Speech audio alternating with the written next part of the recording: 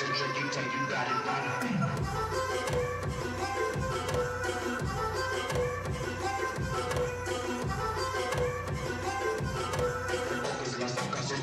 You got it wrong. People in position, I said we up on the level up. My name is Neymar, and you know I'm the number one. There is no competition. I can rap and you can listen. I'm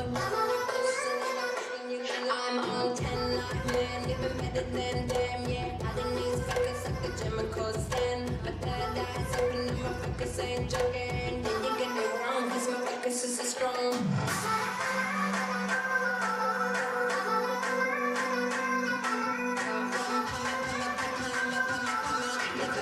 Cause it's tricky, take you got it wrong.